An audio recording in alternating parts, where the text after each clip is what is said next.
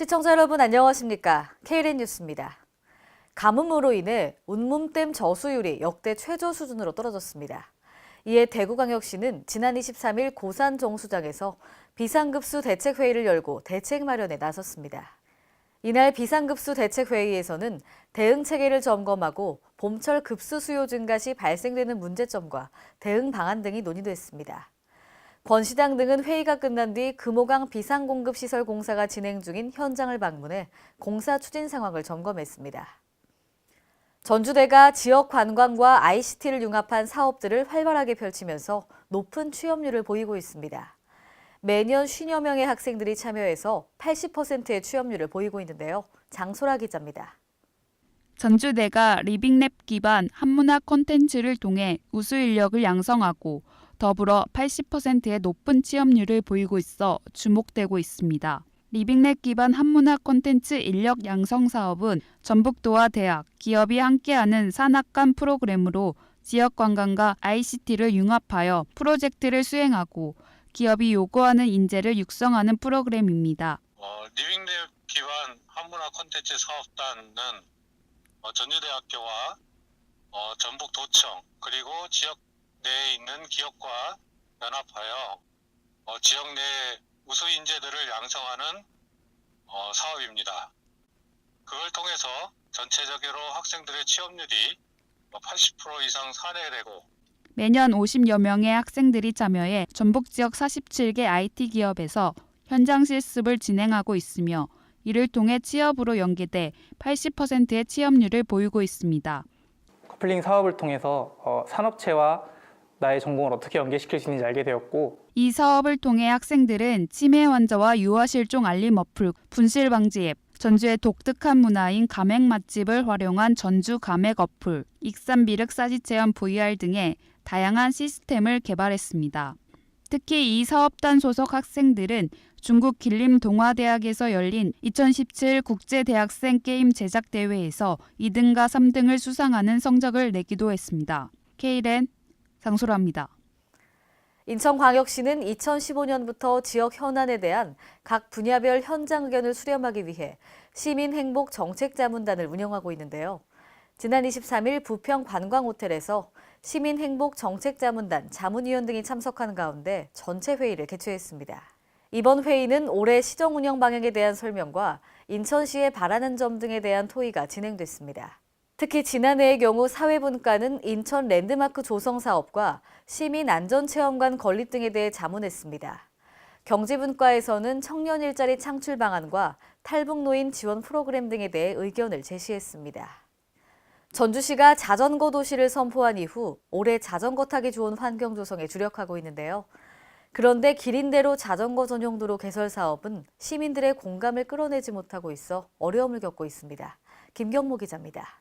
전북 전주시가 추진하던 기린대로 자전거 전용도로 개설 사업에 제동이 걸렸습니다. 시민들의 반대 여론 때문입니다. 전주시 관계자는 자전거 도로 개설에 대한 논의가 더 숙성돼야 한다고 밝혔습니다. 아직 기린대로 자전거 전용도로에 대해서 구체적인 안이 결정된 게 없어요. 여론조사 조사해가지고 60대 40 정도 반대가 좀 많아서 그 상태에서 좀 보류 중에 있습니다. 더 공론화가 좀 필요하다.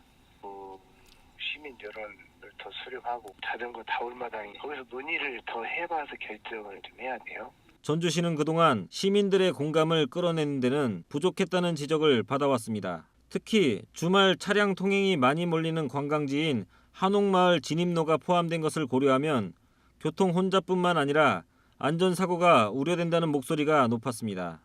전주시는 시민들의 다양한 의견을 계속 수렴하는 한편 기존 자전거 도로와의 연계성 등을 심도 있게 검토해 자전거 전용도로 사업을 추진할 예정입니다. KLN 김경모입니다.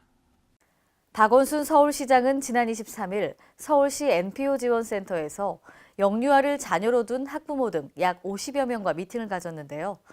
아이들이 맘껏 숨쉬는 서울 타운홀 미팅을 갖고 미세먼지 정책과 관련한 의견을 들었습니다. 이 자리에서는 실제 아이를 키우며 미세먼지로 고통받는 학부모들이 다양한 의견을 내놓았습니다.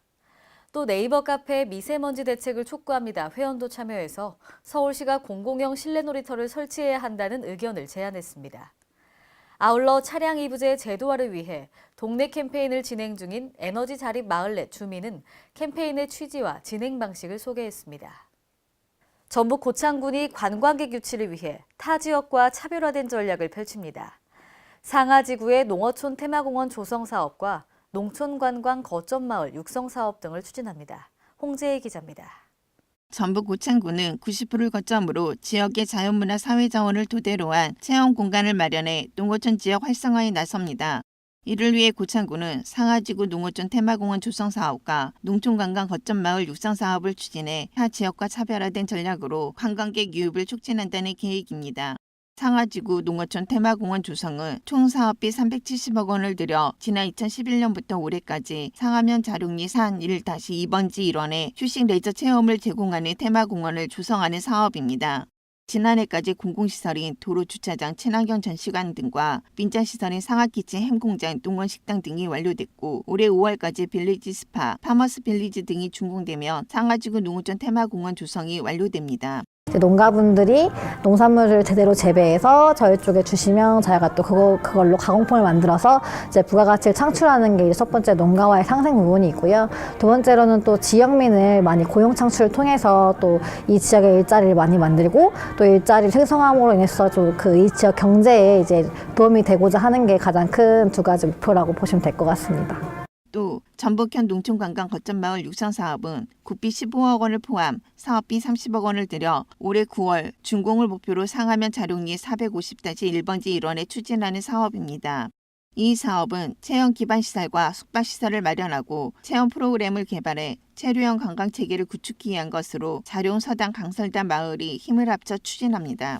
농촌관광 거점 마을을 육성하기 위해 지난해까지 자수체험, 갯벌체험, 조개캐기 등 운영 프로그램 구성을 마쳤고 향후 체험과 숙박시설이 마련되면 관광객 유치에 크게 기여할 것으로 기대합니다. 체험 관광 기반 및 숙박시설 구축을 통해 도시민 유입 촉진과 농촌의 차별화된 이미지를 창출하여 삼락농정 일환인 사람 찾는 농촌 조성을 위한 사업으로 지역 경제 활성화될 수 있도록 추진에 최선을 다하겠습니다. K일의 홍재입니다.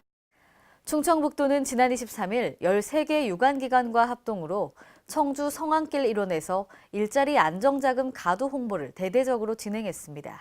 이번 가두 홍보는 청주 번화가 성안길과 육거리 지역의 개별 점포를 일일이 방문해서 일자리 안정자금의 지급 방식 등 신청 방법 등을 설명했습니다. 또 최저임금에 대한 현장 반응과 문제 및 애로사항을 청취했습니다. 한편 일자리 안정자금은 30인 미만 고용사업주를 대상으로 월 평균 보수 190만 원 미만을 받는 근로자 1인당 월 13만 원씩을 지원하는 사업입니다. 오늘의 브리핑 뉴스입니다. 어린이들이 가지고 노는 고무풍선에서 발암물질이 검출됐습니다. 소비자의 주의가 요구되는데요. 한국소비자원은 학교 근처 문구점이나 대형마트 등에서 판매되는 고무풍선 10개 제품을 대상으로 유해물질 및 표시 실태를 조사했습니다. 전 제품에서 유럽연합 완구 기준을 초과하는 발암물질인 니트로사민류 또는 니트로사민류 생성 가능 물질이 검출됐습니다. 이에 대해 국가기술표준원은 완구의 발암물질을 규제하는 안전요건을 검토 중에 있으며 이를 토대로 완구 안전기준을 개정할 예정입니다.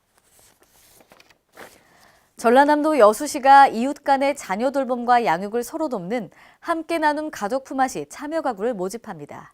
함께 나눔 가족 품앗이는 자녀 양육을 이웃이 함께 공유해서 나눔과 협동의 공동육아 문화를 조성하고자 추진하는 정책인데요. 가족 품앗이에 참여하는 가구는 이웃 3개에서 4가구와 한 조가 돼서 월 1회 이상 체험학습이나 소모임 등 활동을 하게 되고요. 활동에 따른 학습 재료비 등은 시에서 지원합니다. 연일 강추위가 이어지면서 저체온증이나 동상 등에 걸리지 않도록 주의가 요구됩니다. 대구광역시는 지난 24일 최근 한랭 질환자가 급증함에 따라서 한파로 인한 건강 피해가 발생하지 않도록 주의를 당부했는데요. 외출할 때는 장갑이나 목도리 등을 착용하고 무리한 운동은 삼가는 게 좋습니다. 또 한파특보가 발령되는 날에는 만성 질환을 가진 어르신은 따뜻한 옷을 입고 무리한 운동을 피해야 합니다. 이상으로 KLN 뉴스를 마칩니다. 시청해주신 여러분 고맙습니다.